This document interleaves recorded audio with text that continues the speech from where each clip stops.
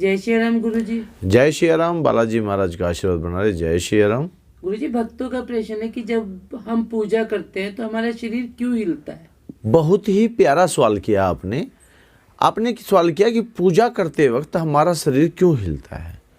सबसे पहले हम आइए पूजा वाले माहौल में चलते हैं कि पूजा वाले माहौल में हम करते कैसे हैं। हम बिना नहाए पूजा में नहीं जाते। क्यों नहीं जाते हम बिना नहाए पूजा में? क्योंकि वहाँ पे एनर्जी है। एनर्जी मतलब ताकत है, ईश्वरीय प्रार्थना है। वहाँ पर हमारे इष्ट देव की ताकत है, हमारे कुल देवी देवताओं की ताकत है। हम वहाँ पर पवित्र होकर के, शुद्ध होकर के जाना चाहते हैं।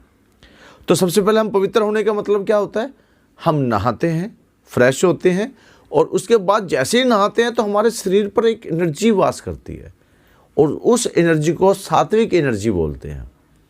जैसे सात्विक एनर्जी हमारे शरीर पे आती है तो हम जब पूजा करने बैठते हैं तो सबसे पहले हमारे हिंदू सनातन धर्म के अंदर कहा गया कि हम दीपक से जला करके शुरुआत करते हैं। दीपक मतलब हम दीपक जलाने का मकसद एक ही होता है हमारा कि हम अपने इष्ट देव के प्रति समर्पण करते हैं और हम उनसे प्रार्थना करते हैं पूजा पाठ के लिए। भाई जब हम पूजा करते हैं तो उनके सम्मान में हम उन्हें दीपक जलाते हैं, और जब भी हम किसी का दीपक जला के हम आरती करते हैं तो सम्मान कई गुना बढ़ जाता है। तो यही सम्मान के लिए। अब ये हिलता क्यों है? कोई भी शरीर हिलता क्यों है? पहले इसके देखिए। सबसे पहले मुर्दों का शरीर नहीं हिला करता। चेतना जहाँ होगी, एनर्जी जहाँ होगी, वहाँ हिलता। आइए कुछ निर्जीव चीज़ों के ऊपर बात करते हैं। मोबाइल आपका हिलता नहीं है, उसमें कोई चेतना नहीं है, वो आपके मन से जुड़ करके हिलता है। आप जहाँ जहाँ जाते हैं वो मोबाइल आपके साथ वहाँ जाता है, और वो हिलता भी है, वहाँ हिलता है। तो उसे हिलाने के लिए आपकी मन की शक्ति जो उसे अटैच करती है अपने साथ, तब जाके उसको हिलाती है। इसी प्रकार से आइए जरा हम हिलने की प्रक्रिया को समझते हैं साइंस के अनुसार। जैसे हम जनरेटर चलाते हैं तो जनरेटर के ऊपर अंदर जो बैठा होता है वो बंदा हिलता है। जनरेटर के ऊपर जो बैठा होता है, या ट्रैक्टर के ऊपर जो बंदा बैठा होता है, बस के ऊपर जो बंदा बैठा होता है, बस के अंदर जो बंदा बैठा होता है, वो हिलता है। बस हिलेगी तो वो हिलता है। वो हिलने की जो प्रोसेस है वो अपने हाथ और कंट्रोल में नहीं है। ब्रेक लगेगी आगे पीछे, वो हिलता रहेगा। सेम ही इन सब के पीछे का कारण क्या है? एनर्जी है, ताकत। वो जो एनर्जी है, जैसे ही आप पूजा घर में जाते हैं तो वहाँ की जो शक्ति एनर्जी है, पॉजिटिव एनर्जी है, ताकत की एनर्जी है, वो आपको हिलना शुरू करवा देते हैं। आप हिलते, कभी शरीर को छूना शुरू कर देते, कभी अपने घुटनों पे, कभी यहाँ पे सिर के, ये आपका हिलना शुरू हो जाता है। ये प्रथम अवस्था है भक्ति की। और ध्यान योग में ये भी कहा गया है कि जब आप हिलते हैं तो आपको ध्यान योग पर जाना चाहिए। ध्यान योग की प्रक्रिया को समझने से पहले एक इस वीडियो को देखिए। आप इस वीडियो में देखिएगा, बहुत सारे लोग हैं इसमें, और आपका ध्यान देखिए। जो वीडियो आपने देखी है इसमें एक बच्चा है, वो कूद रहा है। कितनी बार कूद रहा है? अभी आपने देखा, सारी की सारी वीडियो देखी। कोई बच्चा यहाँ चला रहा है, कोई ये कर रहा है, कोई ये कर रहा है। आपने सारी वीडियो को गौर से देखा, लेकिन ध्यान किसी एक पर नहीं किया, तो आपकी आंखें भी हिल रही हैं, इधर इधर इधर इधर हिल रही हैं। अब आप किसी एक पर ध्यान लगा दो। इस बच्चे को देखो, ये जो कूद रहा है, ये कितनी बार कूद रहा है, इसको कूदते वक्त देखो।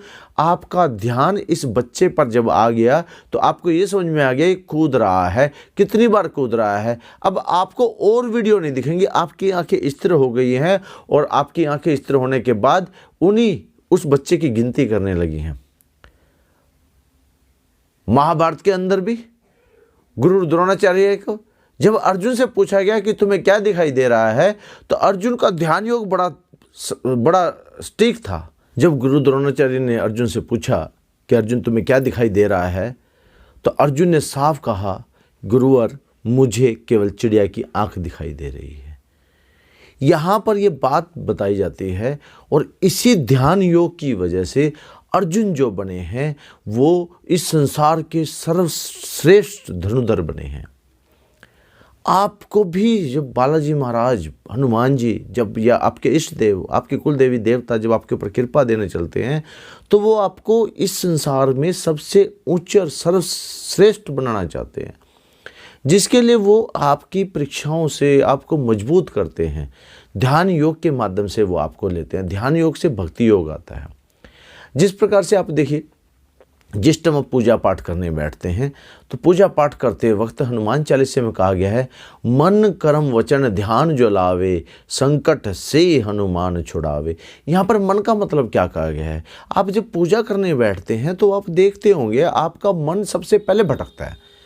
उस वक्त क्या ऐसा प्रोसेस होता है जो लेना देना सब कुछ एक ही साथ हो जाता है, जबकि वहाँ पर एनर्जी पॉजिटिव है और उस पॉजिटिव एनर्जी में आप अपने ध्यान योग को नहीं बैठा पा रहे, आप वहाँ बैठ नहीं पा रहे, आपका जो ध्यान है वो भटक रहा है, आपको लेन देन सब कुछ विचार ही विचार आ रहे।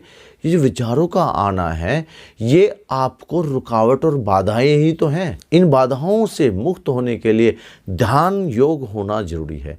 जैसे जैसे आप ध्यान योग होंगे, शुरू में हिलना भी होएगा आपको प्रोसेस, आप मन भटकेगा भी सही। जैसे जैसे आप शुरू में पूजा पाठ में ध्यान लगाने लगेंगे तो आपका मन भी भटकेगा, आपका हिलन भी आएगा।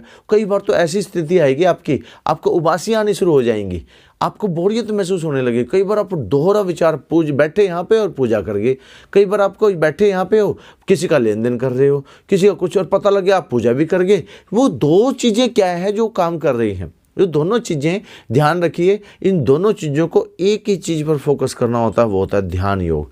जिस टाइम आपका ध्यान बिल्कुल श्री बालाजी महाराज के चरणों में जुड़ जाए, श्री बालाजी महाराज से जुड़ जाए और मन कर्म वचन ध्यान जो लावे, संकट से हनुमान छुड़ावे। हर प्रकार की विपदा हनुमान जी छुड़ा देते हैं। केवल आपको अपने ध्यान योग पर कंट्रोल करना है। ध्यान योग के बाद भक्ति योग आ जाता है। तो जब पूजा करते हैं, पाठ करते हैं, उनके साथ ये लक्षण होते हैं। हिलते बहुत ज़ोर ज़ोर से हैं, कुछ धीरे धीरे हिलते हैं, कुछ आरती करते वक्त हिलते हैं, कुछ पूजा करते वक्त हिलते हैं।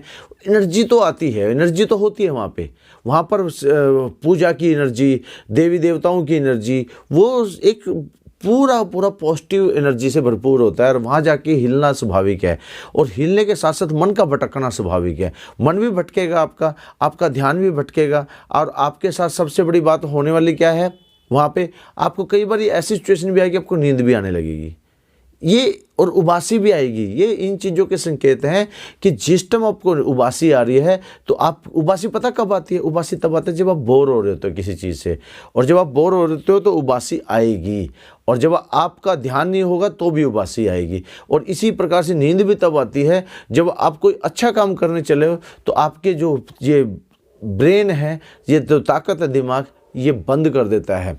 ध्यान रखिए, आपने हमेशा इन बातों पर ध्यान देना है। आपको पूजा आए, पाठ है, वापस से विचार भी आएंगे, ये आना स्वाभाविक है। इनसे निकल करके वापस अपने प्लेटफॉर्म से उस अपनी शक्तियों को वहाँ पर उस शक्ति के साथ बिल्कुल ध्यान योग की तरह जोड़ना है। और जैसे जैसे आप जोड़ेंगे तो वैसे वैसे आप प्रभु के साथ भक्ति योग की तरफ चले जाएंगे। आशा करते हैं कि मेरे द्वारा दी गई जानकारी आपको पसंद आएगी। इस वीडियो को लाइक करें, शेयर करें, सब्सक्राइब जरूर करिएगा। जय श्री राम भक्तों, जय श्री राम।